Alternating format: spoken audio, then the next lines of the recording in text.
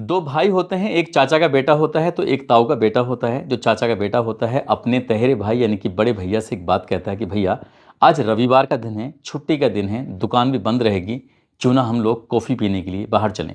जैसे ही बड़े भाई ने सुना उसने कहा कि कोई दिक्कत नहीं है, एक काम करते हैं, घर पे ही कॉफ़ी बनवा लेते हैं। जब छोटे ने ये बात सुनी उसने कहा कि छुट्टी का दिन है और वैसे भी घूमने फिरना मस्ती करने का दिन है, तो क्यों ना हम बाहर ही चलें। जब छोटे ने जिद की तो बड़ा उसकी बात को लेकर तैयार हो जाता है। ये सीधा पहुंच जाते हैं समुद्र के किनारे, एक बीच होता है, बीच के किनारे जाने के बाद दुकान पर खड़े हो जाते हैं और वो इंतज़ार कर रहे थे कि कब वहाँ पर कॉफ़ी आएगी। कॉफ़ी का ऑर्डर दे चुके थे, इससे पहले कि कॉफ़ी आती वहाँ से अचानक ही लोगों के चीखने और चिल्लाने की आवाज़ आने लगती हैं। जैसे लोग चीख रहे थे, चिल्ला रहे थे, इधर से उधर भाग रहे थे, तभी पता चलता है कि किसी ने गोलियां चलानी शुरू कर दी। दो लोग थे जो लगातार गोलियां चला रहे थे आम लोगों पर जो समुद्र के किनारे टहल रहे थे, लेटे थे, बैठे थे या फिर समुद्र के पानी में नहा रहे थे। इसी बीच में जो गोली चल रही थी तो ये दोनों भाई जो होते हैं, चाचा का बेटा और ताऊ का बेटा, ये भी अपनी जान बचाने के लिए कोशिश कर रहे थे और यहीं पास में गाड़ियों का एक रेला था, गाड़ियों के पास जाकर छिप जाते हैं। इसी बीच में जो बड़ा भाई होता है वो देखता क्या है कि जो दो गोली चला रहे थे उसमें से एक है जो उसके बहुत ज़्यादा करीब में था। वो छुपता छुपाता गाड़ियों से इधर उधर जाता है और जाने के बाद मौका देखता है कि मैं इसे पकड़ लूँ, क्योंकि अगर मैं इसे पकड़ लूँगा तो ये आम लोगों पर जो गोली चला रहा है इसलिए गोली नहीं चला पाएगा। वो उसने जो मकसद बनाया था, हालांकि छोटे वाले ने रोकने की कोशिश की कि भैया उसके हाथ में हथियार है और तुम निहत्थे हो, क्या कर रहे हो। उसने कहा तुम चुप रहो, मैं देखता हूँ। वो बढ़ता है, आगे बढ़ने के बाद सीधा एकदम ऐसा हमला करता है गोली चलाने वाले पर कि उसको पकड़ता है, पीछे से पकड़ने के बाद एक पटकी मारता है और जैसे उसको पटकी लगती है तो उसकी वो बंदूक छीन लेता है। बंदूक छीनने के बाद उससे बार बार कहता है कि अगर तुमने हिलने की कोशिश की तो मैं तुम्हारे गोली मार दूंगा। बस इतना था कि एक बंदूकधारी जो होता है वो जमीन पर पड़ा हुआ है और दूसरा जो बंदूकधारी था वो लगातार दूसरों पर गोली चला रहा था। लेकिन उस दूसरे बंदूकधारी की नज़र जैसे ही पहले बंदूकधारी पर पड़ती है वो देखता क्या है कि बंदूक तो किसी और के हाथ में पहुंच गई है। इसी बीच में उसने एक के बाद एक 5 गोलियां चलाता है। 5 गोली उस पर चलाता है जो बड़ा भाई था, जिसने लोगों को बचाने की कोशिश की थी और वो छुपता छुपाता जो अभी आया था। जैसे गोली उसने चलाई, एक के बाद एक 5 गोलियां, तो 5 में से 3 गोली ऐसी होती हैं जो उसके से बचकर निकल जाती हैं, लेकिन 2 गोली ऐसी होती हैं जो उस व्यक्ति, उस लड़के को लग जाती हैं। आखिरकार उसने हिम्मत नहीं हारी, लेकिन इस बीच को करने के लिए उसने इस बीच में कई लोगों की जान बचा दी थी, क्योंकि अब तक जो गोलियां चली थीं उसमें लगभग 16 लोग मारे जा चुके थे और 27 लोग ऐसे थे जिनको गोलियां लगने के बाद वो गंभीर रूप से घायल हो गए थे। क्या है पूरी कहानी, इस कहानी के माध्यम से ये समझते हैं और ये जानते हैं। आदाब, नमस्कार, सत श्री अकाल। मैं उस्मान सैफी। ये 2000 साल पहले की बात है। यहूदियों को अपने धर्म पर अमल करने की एक आज़ादी मिल गई थी और जब ये आज़ादी मिल जाती है तो वो हर साल एक वक्त ऐसा आता है जब हानुकाह समारोह मनाते हैं। हानुकाह समारोह जब मनाते हैं तो वो समुद्र किनारे इकट्ठे होते हैं, अपने घरों में जाते हैं। रात होती है तो वो मोमबत्तियां जलाते हैं और मोमबत्ती जलाने के बाद ये खुशियां मनाते हैं कि आज के दिन तो हमें अपने धर्म को मानने की, उस पर अमल करने की, उस पर बात करने की, उस पर चर्चा करने की आज़ादी मिली थी। ऐसे ही एक देश है ऑस्ट्रेलिया और ऑस्ट्रेलिया की एक जगह लगती है New South Wales. New South Wales में एक सिडनी है। सिडनी जो कि बेहद ही खूबसूरत शहर है और इस खूबसूरत शहर के किनारे एक समुद्र का किनारा है जिसको बोंडी बीच के नाम से जाना जाता है। ये कहे, अगर ऐसा कहें कि ऑस्ट्रेलिया में सबसे खूबसूरत ये बीच है तो ये गलत नहीं होगा। और इस बीच पर 14 दिसंबर 2025 की शाम की बात है, हानु समारोह चल रहा था जो लगभग 1 सप्ताह तक चलता है। ये इस रविवार का दिन था और रविवार के दिन यहाँ पर बहुत ज़्यादा भीड़ थी, अच्छा खासा क्राउड था, बड़ी संख्या में लोग कुछ समुद्र के अंदर नहा रहे हैं, कोई किनारे पे बैठा हुआ है तो कोई लेटा हुआ है, कोई आपस में बातचीत कर रहा है तो कोई खेल खेल रहा है। हजारों की संख्या में जो लोग होते हैं, कोई नहीं जानता था कि इस बीच में 2 लोग आते हैं जिन्होंने काले कपड़े पहने हुए थे और वो काले कपड़े पहने हुए थे, उनके हाथों में बंदूक थी और ऐसी सीढ़ी थी जिस पर वो पैदल चलने वाले, जो एक छोटा सा पुल होता है और उस पुल के पास वो खड़े हो जाते हैं दोनों। और दोनों खड़े होने के बाद वो जो बीच के किनारे लोग थे, यहूदी थे जो अपना त्यौहार मना रहे थे, उनको निशाना बना रहे थे और गोली चला रहे थे। इसी बीच में एक एक आदमी को निशाना बना रहे थे और वो इनकी ये कोशिश थी कि एक भी गोली इनकी खाली नहीं जानी चाहिए। उनके पास बंदूकें थीं। जब लगातार इस तरह से 10 मिनट से लगातार गोलियां चल रही थी, वो जिधर देखते थे उधर निशाना बनाया, गोली चला दी। इसी बीच में लोग भगदड़ मच जाती है, लोग अपनी जान बचाने के लिए इधर से उधर भागना शुरू कर देते हैं। कोई दुकानों के पीछे छिप रहा है तो कोई गाड़ियों के पीछे छिप रहा है तो कोई मौका देख रहा है कि बस गोली से किसी भी तरकीब से बच जाएं, क्योंकि जब लगातार गोलियां चल रही थी तो अफरा तफरी का माहौल बन जाता है। अब तक लगभग 16 लोगों को गोली लग चुकी थी जो कि मर चुके थे, लेकिन गोली लगने की संख्या बढ़ती चली जा रही थी। 27 ऐसे थे जो गोली लगने से गंभीर रूप से घायल हो जाते हैं। इसमें सबसे कम उम्र की एक लड़की होती है जिसकी जो बच्ची होती है उसको भी गोली लग जाती है। 10 साल के आसपास उसकी उम्र होती है। अगर मरने वालों की संख्या की बात करें तो सबसे ज़्यादा उम्र का एक बुजुर्ग आदमी होता है जिसकी उम्र लगभग 87 साल के आसपास होती है। गोली चल रही थी। इसी बीच में ये करीब करीब एक दशक पुरानी बात है। 10 साल पहले एक लड़का होता है, नाम उसका अहमद उल अहमद होता है। फिलहाल जो उसकी उम्र है वो लगभग 43 साल के आसपास है। वो सीरिया से सिडनी में आ जाता है और यहाँ आने के बाद वो तंबाकू की दुकान चलाता है। साथ में उसका चचेरा भाई होता है, नाम उसका जोजे अलकंज होता है। जोजे अलकंज अपने भाई से बोलता है कि भैया आज कॉफ़ी पीने का मन कर रहा है, एक काम करते हैं हम सीधा बॉन्डी बीच चलते हैं, वहीं जाकर कॉफ़ी पीएंगे, घूमेंगे, मस्ती करेंगे इस तरह से। तो जब छोटे भाई ने बड़े भाई से जिद की तो दोनों भाई आराम से कॉफ़ी पीने के लिए चले जाते हैं। लेकिन जब गोली चल रही थी तो ये दोनों भाई भी मौके पे ही थे। तभी मौका देखते ही जो बड़ा वाला होता है जिसका नाम अहमद अल अहमद होता है, जिसकी उम्र 43 साल के आसपास होती है, उसने हिम्मत जुटाई, कारों की इधर उधर छुपता छिपाता हुआ वो पहुंच जाता है जहां पर गोली चल रही थी। उनमें से एक जो होता है जिसकी उम्र लगभग 50 साल के आसपास थी और दूसरा गोली चलाने वाला जो था उसकी उम्र लगभग 24 साल के आसपास होती है। वो जो 50 साल वाले के बहुत ज़्यादा करीब में था, मौका पाते ही उसको पीछे से पकड़ता है और पकड़ने के बाद उसको एक जोरदार पटकी मारता है। और जैसे उसको पटकी मारता है तो पटक लगने के बाद वो ज़मीन पर गिर जाता है और ज़मीन पर गिरने के बाद उसकी वो बंदूक को छीन लेता है और उसके बाद फिर उस पर बंदूक तान देता है, ये कहते हुए कि अगर तुमने अब गोली चलाने की कोशिश की, किसी भी आम आदमी को मारने की कोशिश की तो मैं तुम्हें छोड़ूंगा नहीं, मैं तुम्हें मार दूंगा। वो इस तरीके की उसे धमकी दे रहा था। लेकिन जो 24 साल का था हमलावर जिसके हाथ में बंदूक थी, उसने आप देखा ना ताप देखा। पहले वो आम लोगों को मार रहा था, फिर वो उसको मारने लगता है जिसके हाथ में अब बंदूक आ चुकी थी। 2 गोली लग जाती हैं, वो गंभीर रूप से घायल हो जाता है।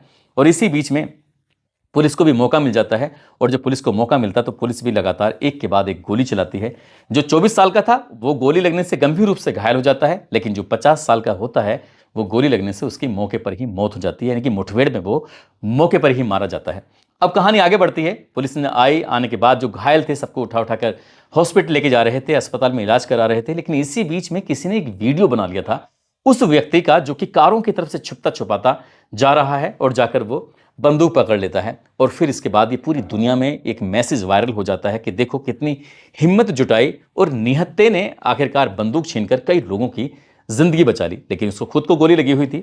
जब उसको गोली लगी हुई थी तो उसको इलाज के लिए हॉस्पिटल लेके जाते हैं। हॉस्पिटल ले जाने के बाद फिर उसकी जो कहानी चर्चाओं में आ जाती है, उसके बारे में पता चलता है कि लगभग 10 साल पहले सीरिया से सिडनी आया था, यहाँ पर एक तंबाकू की छोटी सी दुकान चलाता है, उसका भाई भी साथ में रहता है और उसके माँ बाप तक ये बात पहुँचती है। तो माँ बाप वो खुश भी हो रहे थे क्योंकि उनके बेटे ने कई जिंदगियाँ बचाई थी, और वो दुख इसलिए हो रहे थे क्योंकि उनके बेटे के गोली लगी थी। हालांकि डॉक्टरों ने कहा है कि उसकी स्थिति ठीक है, उसे हम बचाने की पूरी पूरी कोशिश करेंगे, और डॉक्टरों ने पूरी जी जान लगा दी है। सिडनी शहर ही नहीं बल्कि पूरी दुनिया के जो बड़े बड़े लोग हैं जिनको जानते हैं पहचानते हैं, चाहे वो ऑस्ट्रेलिया हो, अमेरिका हो, भारत हो या फिर कोई भी देश हो, वो सब के सब लोग तारीफ कर रहे हैं कि देखो कितना बढ़िया आदमी है, कितना ये वो हीरो है समाज का, जिसने अहमद अल अहमद ने कई लोगों की जान बचाई। इसी बीच में उससे पूछा जाता है कि जब तुम्हारे हाथ में बंदूक आई थी तब तुमने गोली क्यों नहीं चलाई? तो उसने कहा साहब मुझे बंदूक चलानी नहीं आती, मैं तो सिर्फ उसे डरा ही रहा था। अगर मुझे बंदूक चलानी आती, 5 गोलियां आई थी, वो उस गोली मारने वाले को मार सकता था क्योंकि वो उसकी खास निशाने पर था, लेकिन उसे बंदूक चलानी आती नहीं थी। वो एक छोटी सी दुकान चलाता है। बस ये संदेश था, वायरल हो जाता है। और जैसे संदेश वायरल होता है तो लोगों ने कहा कि ये छोटा नहीं, ये तो बहुत बड़ा आदमी है। उसके लिए फिर क्राउड फंडिंग इकट्ठी होनी शुरू हो जाती है। लगभग 1000 लोगों ने $2,90,000 उसके लिए इकट्ठा कर दिए। साथ ही अमेरिका के एक अरबपति व्यक्ति होता है, उसके पास तक उस व्यक्ति का नाम पहुंचता है अहमद अल अहमद का। तब वो $1,00,000 का उसको $1,00,000 का उसको इनाम घोषित कर देता है कि मैं उसे $1,00,000 इनाम में दूंगा। साथ ही कार हब जो कि ऑस्ट्रेलिया में है वो $50,000 की उसके लिए घोषणा कर देते हैं। अब क्या अमेरिका, क्या ऑस्ट्रेलिया, क्या और देश थे, सभी के सब कहने लगते हैं कि इसको सम्मानित किया जाए। उस व्यक्ति को जो यहूदियों की जान बचाने के लिए उनका देवदूत बनकर वहाँ पहुँच जाता है और कई यहूदियों की और कई आम लोगों की वो वहाँ पर जान बचा लेता है, क्योंकि यहूदी वहाँ पर समुद्र के किनारे बैठकर त्यौहार मना रहे थे। और फिलहाल उसका ये सेंट जॉर्ज में इलाज चल रहा है और दुनिया उसको हीरो बोल रही है। लेकिन वो कौन थे जिन्होंने गोली चलाई थी? अब वो कौन में एक नाम साजिद होता है, साजिद अकरम, जिसकी उम्र 50 साल होती है, जो कि फिलहाल बेरोजगार है। वैसे वो राजमिस्त्री का काम किया करता था और जब उससे पुलिस की मुठभेड़ होती है तो वो मुठभेड़ में मारा जाता है। दूसरा जो होता है उसका नाम नवीद अकरम होता है। नवीद अकरम उसी का बेटा होता है, साजिद अकरम का बेटा। साजिद अकरम के बारे में जब जाना जाता है, पहचाना जाता है, तो पता चलता है कि 14 दिसंबर की शाम की ये बात है। ये जो लड़का है नवीद, 24 साल जिसकी उम्र है, वो अपनी माँ वेरिना को फ़ोन करता है। माँ से कहता है कि माँ, हम जर्विस वे जो बीच है वहाँ पर हैं और हम मछली पकड़ रहे हैं और मछली पकड़ के शाम को लेके आएंगे। अपनी माँ से वो इस तरह की बात कर रहा था। माँ कहती है ठीक है बेटा, जल्दी आ जाना।